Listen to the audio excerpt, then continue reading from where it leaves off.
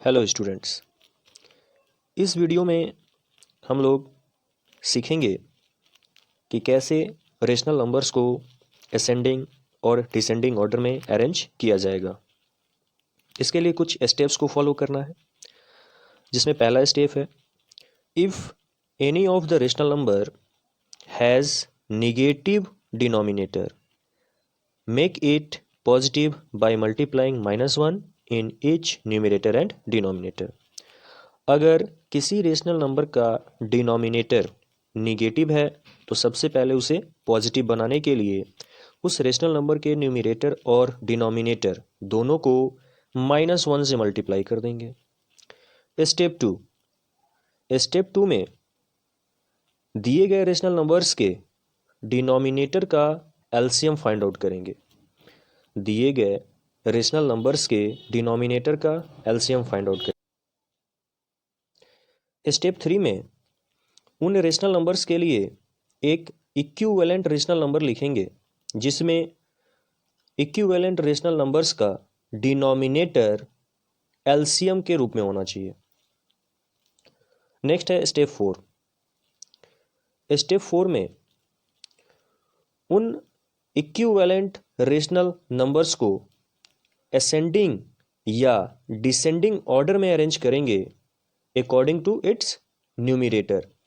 Numerator के according उस equivalent rational numbers को अगर असेंडिंग ऑर्डर में अरेंज करने के लिए बोला जा रहा है तो असेंडिंग ऑर्डर में, अगर डिसेंडिंग ऑर्डर में अरेंज करने के लिए बोला जा रहा है तो डिसेंडिंग ऑर्डर में अरेंज कर लेंगे। लास्ट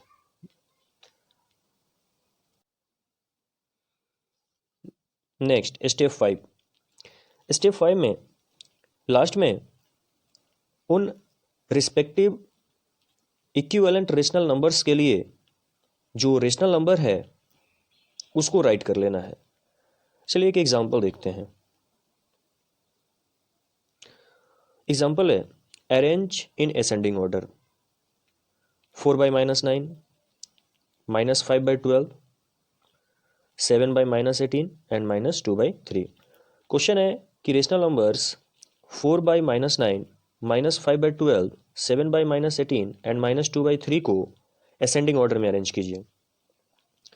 चूंकि हम यहाँ पर देख रहे हैं rational numbers 4 by -9 and 7 by -18 ये ऐसे रेशनल नंबर्स हैं जिनका डिनोमिनेटर निगेटिव है, तो इनके डिनोमिनेटर को पॉजिटिव बनाने के लिए इस रेशनल नंबर के न्यूमरेटर और डिनोमिनेटर दोनों में -1 से मल्टीप्लाई कर देंगे।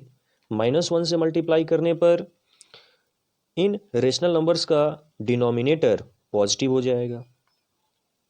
इसके बाद इन rational numbers that means -4 by 9, -4 by 9,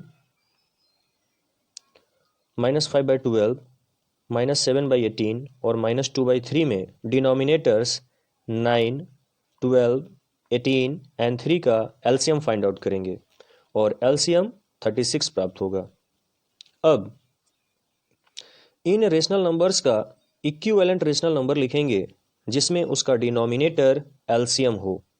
जैसे -4 by 9 का एक इक्विवेलेंट रेशनल नंबर लिखना है जिसका डिनोमिनेटर 36 होगा।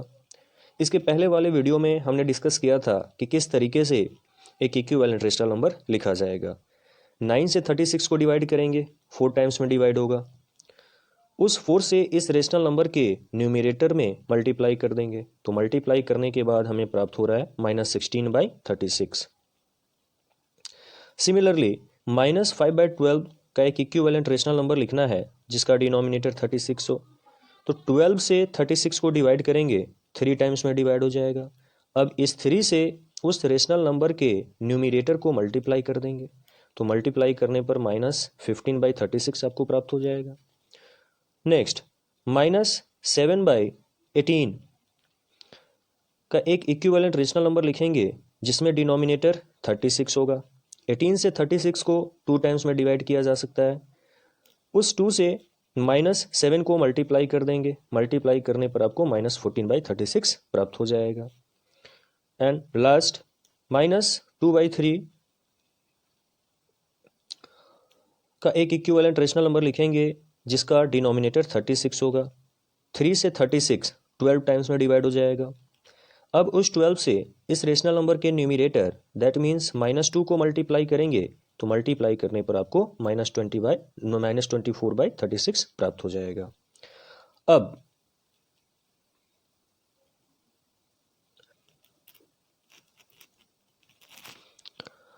अब इन रेशनल नंबर्स को according to its numerator arrange करेंगे असेंडिंग ऑर्डर में।